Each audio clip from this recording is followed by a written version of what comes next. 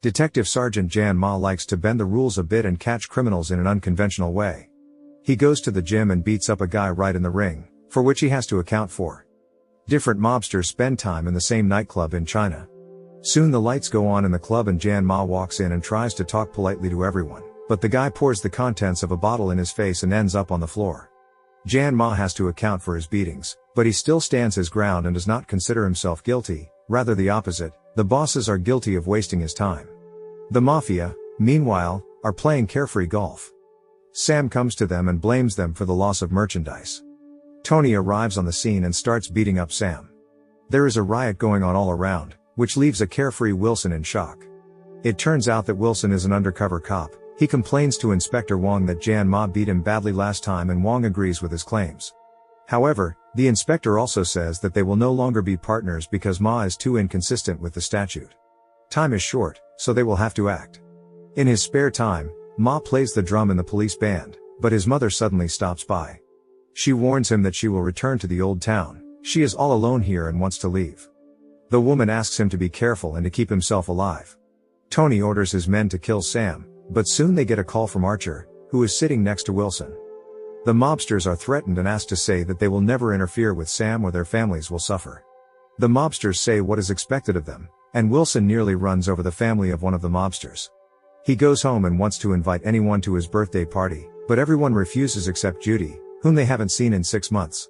She's a liquor dealer and doesn't do anything else, so Wilson worries about her. He tries his best to motivate her. They make love and fall asleep in the same bed. In the morning, Wilson takes the bandit Tiger out on a case. Sam drives to the parking lot with his family at this time. Tiger flies into the car and makes a shish kebab, but his family manages to escape. Sam ends up at the station and testifies against Tony. But who can handle these crazy Vietnamese? Ma comes to the station and learns the details of the case. Wilson arrives at the mob's restaurant and greets Archer's mother. Tiger yells too much and scares his mother, for which Archer makes him apologize. Tony approaches Archer and says something about Wilson. Everyone leaves the restaurant and Wilson gets behind the wheel and drives the bandits to the warehouse. He seems to have been exposed. Judy calls Wilson and says she's waiting for him at the door, but he won't be home anytime soon. If he ever does. The bandits go to the warehouse and rake the money out of the safe. Ma drives the car and gets a call from Wilson that the bandits have taken the money. The police rush after the car Archer is in and Tony asks Wilson for the phone. The chase for Archer gathers momentum and eventually he gives up. Tony calls Ma and says they are going to the port. Wilson is startled by these words and jumps out of the car, but Tony turns the car around and hits the undercover cop. He flies a lot and ends up in the hospital after being found by passing cyclists. Judy breaks into the hospital and swears at the cops, but Ma calms her down. Ma takes the woman to the hospital, and Archer ends up in court. It turns out that the perpetrator's mother has a severe disorder and doesn't even remember that she has sons. 3 months later, Wilson walks out of the hospital on crutches, but he's not fully recovered. His leg is broken. The guy hasn't been paid anything for his broken leg, but he's also been burdened with extra work. It's truly sad to watch, but things in life don't always work out fair or the way we want them to. Archer isn't the least bit worried about staying in prison, and he even dances around. He's totally confident he'll get out of prison. Tiger kills Sam with a hammer in some warehouse while Tony makes explosives and pushes them inside the chicken. Judy thoroughly takes care of Wilson. Ma and her colleagues come to his house, and they decide to give him a massage chair to smooth things over after what happened. At the same time, they get a chicken, which Tony stuffed with explosives, but the fake food delivery guy was so stupid that he dropped the battery from the detonator, and the chicken didn't blow up at the right moment. When he picked up the battery, the remote was out of range. The inspector decided to put the meat in the microwave, but that's when the explosive went off, hitting Judy. Now she ended up in the hospital, too. Wilson and Ma are sitting in the precinct, being put on leave. The guys clearly don't agree with this. What the hell is a vacation when crazy Vietnamese mobsters are on the loose? Wilson is mad because he's been living in fear every day working undercover, and it's even scarier here. He takes the car and puts a man in it who must know where Tony is and does laps around the sand mountains, after which he pulls the villain out of the trunk and hits him with his truncheon. Ma realizes this is going nowhere and stops his partner. Trial day is coming, which means Tony's men have to destroy all the evidence and all the witnesses in his case. Judy comes to her senses and asks Wilson to go with her to her mother's house. The woman calls the two of them together for 2 months now. But how is he going to leave if he has unfinished business? The guy goes to the store to get food. Ma is waiting for the elevator, but when he enters it, he immediately realizes there is not just a janitor standing next to him, but someone undercover. He waves his gun in different directions and kills the girl who just wanted to talk to Ma and escapes outside. A stranger also enters Judy's room and points a gun at the already traumatized girl.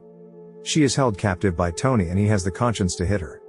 Ma almost catches up with the criminal and foils all his pathetic attempts to defend himself. He takes the child hostage and threatens to smash her head in, but ends up throwing her with all his might onto the pavement, which leaves Ma in shock. This criminal is clearly not human, he is an animal and the policeman deals with him the same way he deals with stupid cattle, beating him to a pulp so that he can't even stand up. It's hard for him to stop, and he keeps stabbing after stabbing. The police arrive on the scene and see the battered criminal. They try to get something out of Inspector Jan Ma, but he doesn't say a word. He takes his gun and walks away. This is his revenge for destroying an innocent child, a flower that has not yet bloomed. Inspector Ma is asked for a report, but what is there to say? Wilson makes a fool of himself and says in court that he can't remember anything about the Archer case. All the witnesses are killed, so what's left? Archer is released and Ma goes completely insane and runs up to the outlaw just as he is talking to Tony. He bangs his arm and asks the scumbag only one question: where? Tony names the location, and after the call, he beats Wilson to a pulp, but he silently endures the blows and asks only one thing: to let his lover go. Inspector Ma holds Archer at gunpoint and leads him to his cronies. The scoundrel keeps a smile on his face, but Ma is more cunning and grabs him by the shoulder. He spots the sniper on the roof and Wilson and Judy below. They exchange hostages on the boats, and just as Wilson goes to the dock, Tony starts shooting. Ma responds by shooting Archer in the ear.